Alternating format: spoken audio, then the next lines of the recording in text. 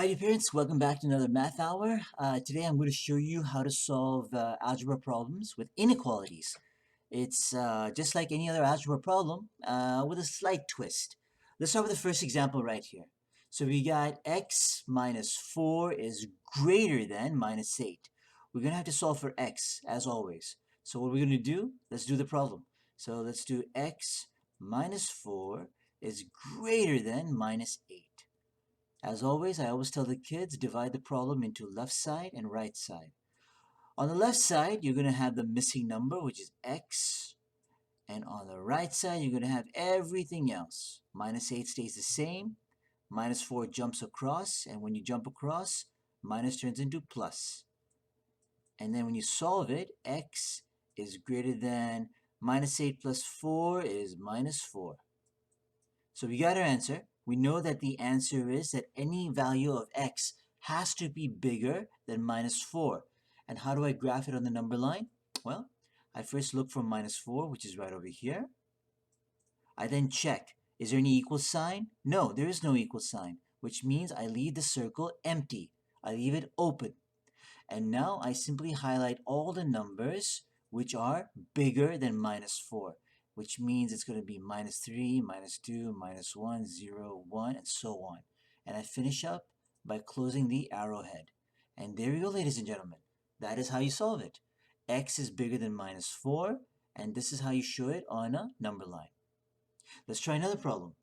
By the way, these are single variables. In my next video, I'll show you how to use double variables. This one, we're just starting off with simple problems first. Let's try this one. So we have minus 7 is greater than and equal to q minus 6. And we got to solve for q. Okay, so let's put it together. So we have minus 7 greater than and equal to q minus 6. Again, as always, I tell the kids, make sure you divide it by left and right side. And on the left side, as you can see, you've got to put the missing number. In this case, q. So q is going to jump over, and positive q turns into negative q. Greater than and equal to. Everything else stays the same on the right side. But then minus 7 will jump across to the right side and become plus 7. And now you're going to get minus q is greater than and equal to minus 6 plus 7, which is 1. Now, ladies and gentlemen, we have a problem over here. The rule in inequalities in algebra is that you cannot have a negative number in the missing number. You cannot have a minus sign there. We have to get rid of that minus sign. So how do you get rid of that minus sign in front of the q? Well, obviously this means minus 1q. So what we're going to do is that we're going to divide both sides by minus 1. And this side also by minus 1. Because we want to get rid of the negative number on the missing number side. It's got to be positive. So minus 1 divided by minus 1 becomes just good old q. It's positive, we're good to go. Now this side, 1 divided by minus 1 is minus 1. But now, ladies and gentlemen, take a look at here, the second trick. You see over here the sign, greater than, less than?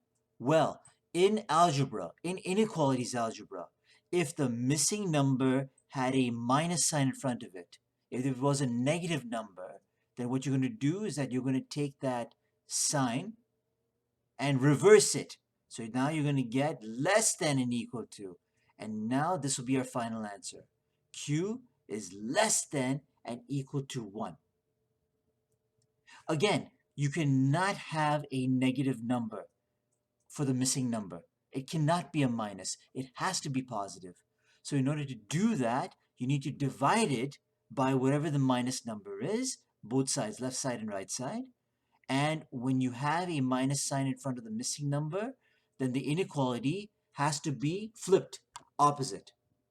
And that's why we get q is less than and equal to minus 1. And now we simply have to graph it on the line. Since q is less than and equal to minus 1, here's minus 1. Oops, let me use a red color. And if you notice, it says equal over here, which means I got to fill up the circle. Fill it up. Make sure it's closed up. And now I just need to find out that q is less than minus 1, smaller than minus 1. which means it's going to go from -2, -3, -4, -5, all the way down. And I finish it up by closing the arrowhead. And there we go, ladies and gentlemen. That is the answer. So Q is less than and equal to -1. And this is how you represent it on a number graph like this. Let's do one more example. If we had some time, we can do both. We'll try to do one more here. Let's try this one. Relatively easy one here. -2y is less than or equal to 14. So let's solve for y. -2y is less than and equal to 14. Again, notice, ladies and gentlemen, we have a minus sign at the missing number. We can't have that. We got to get rid of that minus sign. How do you do that? You divide both sides by the offending number, -2. And now -2 divided by -2 is just y. And 14 divided by -2 is -7. And again, remember, if the missing number, the y, had a negative number, a minus number in front of it, then you take your inequality sign and reverse it. So now it becomes greater than and equal to. And that is your final answer. Y is bigger than and equal to -7. And in order to graph it, you find -7. It's an equal sign, which means you fill up the circle. And since y is bigger than -7, we're going to go in this direction and finish it up with an arrowhead. And there we go, ladies and gentlemen.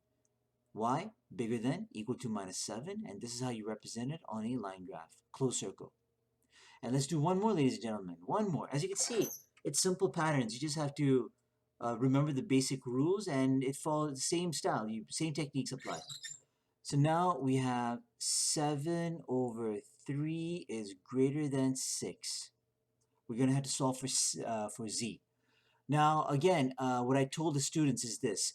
Take a look at this. This is a fraction, but this side is not a fraction. So if this side is a fraction, then you got to turn 6 into a fraction. How do you do that? You simply do 6 divided by 1. And now this brings us to our famous technique, cross multiplication. So I'm going to cross multiply now. Z times 1 is just z, and of course put my greater than sign, and 3 times 6 is 18. And there we go. That is our answer. Z is bigger than 18. And how do I graph this on my line? I find the number 18. I check, is it equal to? No, it is not. So I leave the circle alone. I don't fill it up. And then I just look for numbers bigger than 18. In this case, it's 19, 20, 21, all the way down. And you finish up with the arrowhead sign. And there we go, ladies and gentlemen. This is how you solve basic inequalities with one variables. It's that simple. All right, thank you.